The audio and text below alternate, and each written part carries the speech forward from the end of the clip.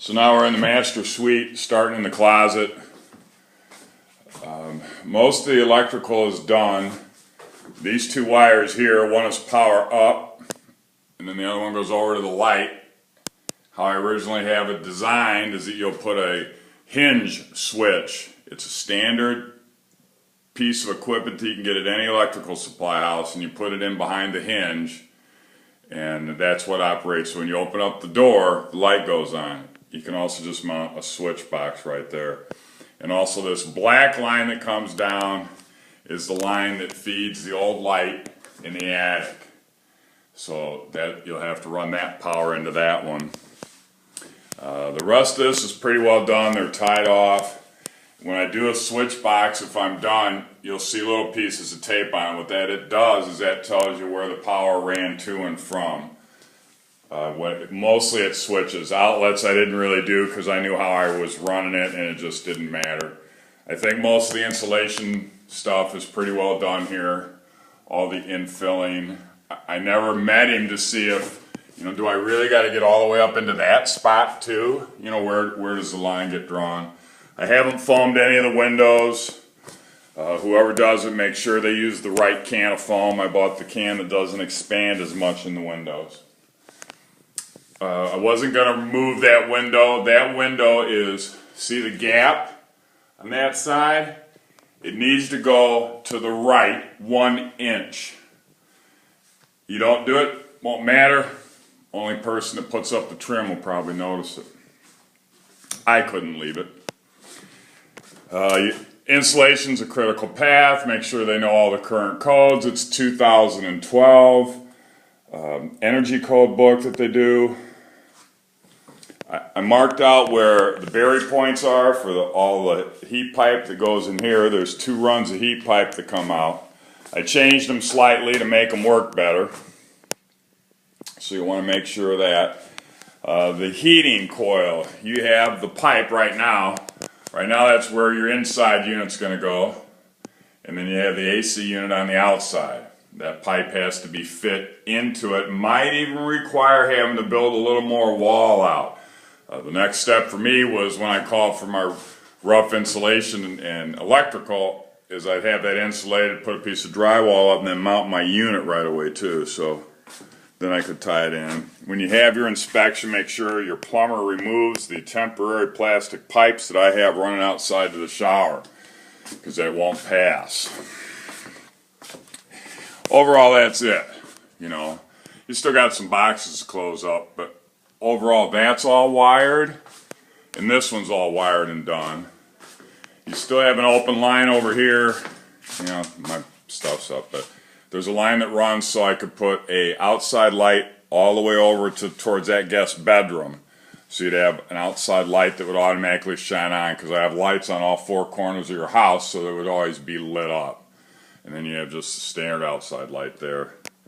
But all this, I think, is basically ready to go. You still have to do a little work on that switching, but the electrician will know. I ran a 14 gauge wire from over here. There's a switch. And there's a 14 gauge wire that runs up into that light. And I wasn't thinking, since it's on a 12 gauge circuit, it has to be 12 gauge wire. So there's a piece of wire there that has to be removed and replaced. I will be taking down all my cans. All those individual cans are mine. I'll be taking them down, and I'm going to pull the wire out of there so it doesn't confuse anybody. I'm leaving the one set that's all on that rope, the one I bought at Home Depot. Over here, I still have to tie them off. There's a way you have to put everything together for the code, and for Gary, the electrical inspector, great guy. He gets along with Ted Knight real well, the guy that did the outside wiring, and Gary's been here a couple times, so he knows what's going on. Bugs. Over here, all I can tell you is I had outside lights and things that aren't going to be on your walls now, so some of the stuff I was going to do isn't going to happen, so that you don't need some of that. Same with this, so you can ask them what they want you to do, or they'll ask you what you want. The cans have to be lowered a half, 3/4 of an inch. I wasn't comfortable with the 4 different ceiling levels, that my drywall was going to be flat. So what I did is I did add the strapping up there.